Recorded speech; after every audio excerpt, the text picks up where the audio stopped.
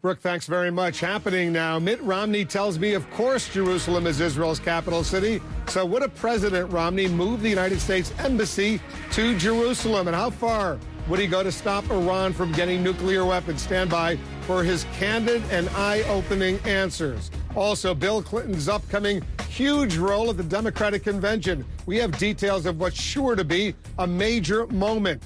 And in the blazing heat, a power blackout's affecting more than 300 million people. That's bigger than the population of the United States. Could we be next? I'm Wolf Blitzer. You're in the Situation Room.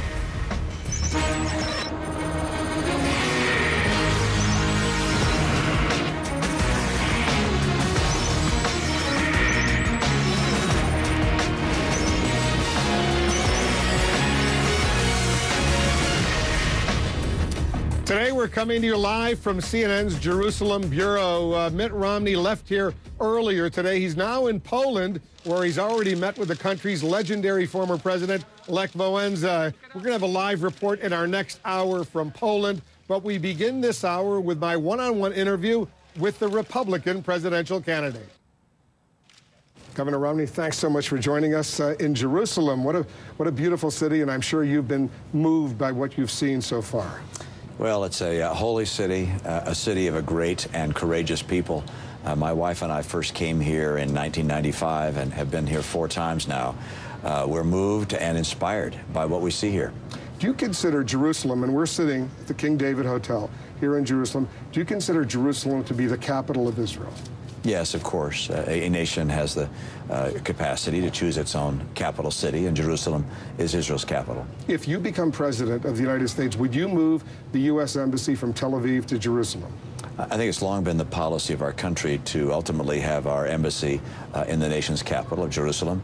The decision to actually make the move is one, if I were president, I would want to take in consultation with the leadership of the government, which exists at that time. I would follow the same policy we have in the past. Our embassy would be in the capital, but that's the timing of that is something I'd want to work out with the government. With the government of Israel? With the government of Israel. But every Israeli government has always asked every U.S. government to recognize Jerusalem as Israel's capital and to move the embassy from Tel Aviv to Jerusalem. Well, that would make the decision easy, but I would still want to have that communication with the governmental leaders. Just to be precise, if you're president, you would consult with the Israeli government, and if they said, please move the embassy, you would do that. I'm not going to make foreign policy for my nation, particularly while I'm on foreign soil. My understanding is the policy of our nation has been a desire to move our embassy ultimately to the capital. That's something which I would agree with, but I would only want to do so and to select the timing in accordance with the government of Israel. Because you know that every U.S. president since '67, since the Six-Day War in 1967, behind you is the old city of Jerusalem. You see the beautiful walls there. And we're not far away, but the pre-67 line was in front of those old walls. But since then, every president from Nixon to LBJ to Carter, Ronald Reagan, the Bushes, President Clinton, now Obama, considers East Jerusalem, including the old city behind you, to be occupied territory, not part of Israel. Would you change that? I'm not going to talk about the borders. The decision as to where the borders would be as we move to a two-state solution, which I support, that's a decision on borders that will be worked out by the Israelis and the Palestinians. I hope that's a process which is ongoing and ultimately successful. But as to the exact location of borders, that's something I'll leave to the negotiating parties themselves. You just visited the Western Wall, one of the holiest sites in Judaism, in the old city of Jerusalem. I'm sure it was a moving experience for you, and we saw the pictures, the video. Do you consider that to be part of Israel? It is certainly part of Israel. The decision, however, as we move to a two-state solution as to what would be part of Israel and what would be part of a Palestinian state is something to be negotiated by the Palestinians and the Israelis. I believe that the key to that negotiation is the recognition that there will be a Palestinian state and there will be a Jewish state. And so you support a two-state solution. Do you support a two-state solution, an Israeli state and a Palestinian state, basically along the lines, the pre-67 lines, with what are called mutually agreed swaps, mutually agreed by the Israelis and the Palestinians? I support a two-state solution as the appropriate direction for the solution of the hostility, if you will, that exists between peoples here. But I also recognize that the borders will have to be negotiated by the respective parties. And the original 67 borders will by themselves are not indefensible from the standpoint of Israel, and therefore there will have to be adjustments from those precise borders in order to reach a solution that is satisfactory to both parties. So basically, the negotiations shouldn't assume that that it would be based on the pre-67 lines with mutually agreed swaps. You say go in and start negotiating.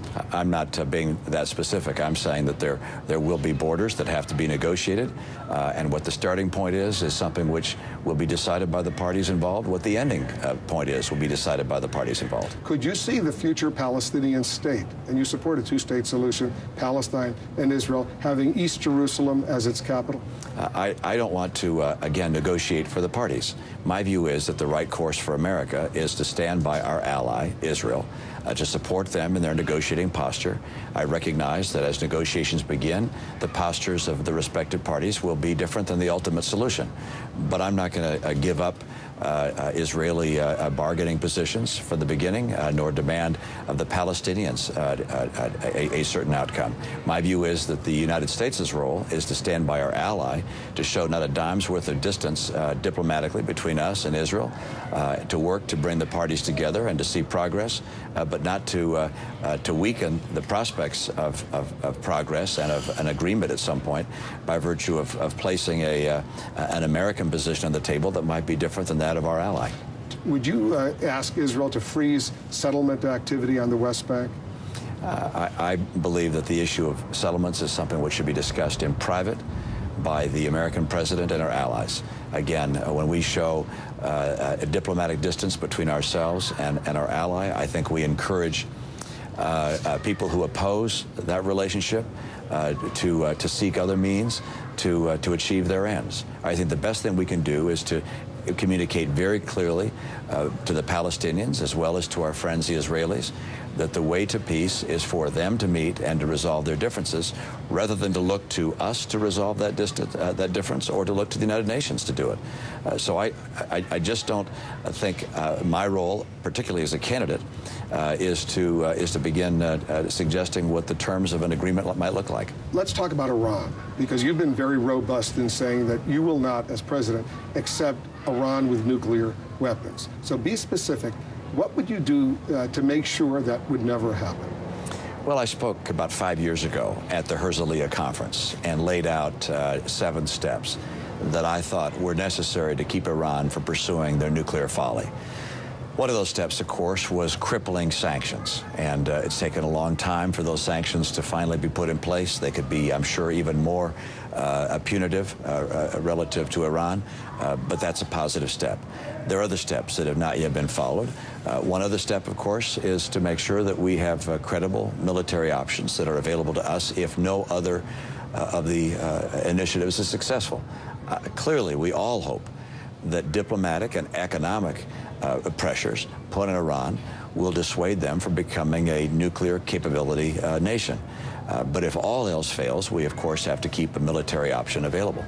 But there are extensive contingency plans in place at the Pentagon and elsewhere in the U.S. government for that military option already. I don't know if you've been briefed on all that kind of stuff, but they do have plans to do that if the President of the United States were to give that order. My guess is that neither you nor I have the full access to all of the plans that might exist for military options, either on the part of the United States or, for that matter, with our friends in Israel. But I certainly hope that our military, under the direction of the President, has in fact prepared a whole series of contingency plans, not only to prevent Iran from becoming nuclear, but to respond were Iran to become more belligerent in its efforts. So I can't speak for the military, having seen their plans at this point. At some point, you will be briefed by U.S. intelligence, right? After the convention? After the convention, I'll get a more. They start giving you. I'll get a more full briefing on classified material. Yes. Yeah. And I assume at that point you'll hear what I've been told that there are. I don't know what they are, but there are all sorts of military options. But just to be precise on the Iran point, if the sanctions, the political sanctions, the economic sanctions, the diplomatic sanctions don't work, and Iran is about to develop a nuclear bomb, U.S. president would authorize a military strike. I think I've said it as clearly as our president has. Again, I don't want to make foreign policy on foreign soil or say something different than our nation. Our president has said, and I have said, that it is unacceptable for Iran to become nuclear.